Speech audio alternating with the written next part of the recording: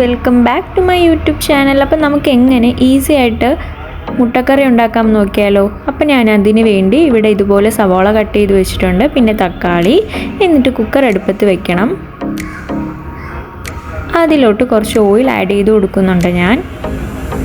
അതിനുശേഷം കട്ട് ചെയ്ത് വെച്ച സവാള ഇട്ട് കൊടുക്കുന്നുണ്ട്, പിന്നെ തക്കാളി, പച്ചമുളക്,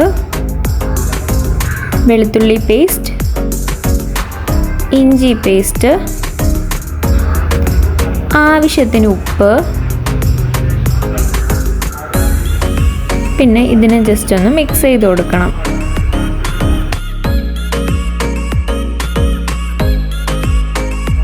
എന്നിട്ട് നമുക്കിതിൽ മസാല ഇട്ട് കൊടുക്കാം. അതിന് വേണ്ടിയിട്ട് ഞാൻ ആദ്യം കുറച്ച് മഞ്ഞൾപ്പൊടി, മുളക് പൊടി, ഗരം മസാല, മല്ലിപ്പൊടി, കുരുമുളക് പൊടി, ഇത് ഇത്രയും ആഡ് ചെയ്ത് കൊടുത്തിട്ട് ജസ്റ്റ് ഒന്ന് മിക്സാക്കി കൊടുക്കണം. വീണ്ടും ഇതുപോലെ ഒന്ന് മിക്സാക്കി കൊടുക്കണം. ഓവറായിട്ട് വഴട്ടണ്ട, നമ്മൾ കുക്കറിലാണ് ഉണ്ടാക്കുന്നത്. എന്നിട്ട് ഈ ഒരു ടൈമൊക്കെ ആകുമ്പോൾ നമുക്ക് വെള്ളം ആഡ് ചെയ്ത് കൊടുക്കാം.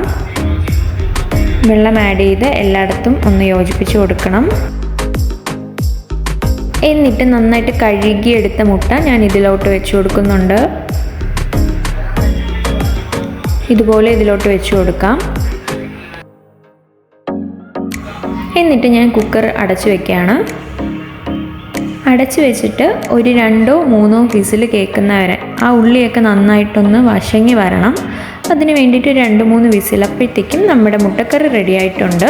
എല്ലാവരും ഇതുപോലെ ഈസി ആയിട്ട് വീട്ടിലുണ്ടാക്കി നോക്കണം. ഇപ്പോൾ ഗസ്റ്റൊക്കെ വന്നു കഴിഞ്ഞാൽ നമുക്ക് ഇതുപോലെ ഈസി ആയിട്ട് ഉണ്ടാക്കി കൊടുക്കാം. എൻ്റെ വീഡിയോസ് എല്ലാവർക്കും ഇഷ്ടപ്പെട്ടിട്ടുണ്ടെങ്കിൽ എന്നെ സബ്സ്ക്രൈബ് ചെയ്ത് സപ്പോർട്ട് ചെയ്യണം. താങ്ക്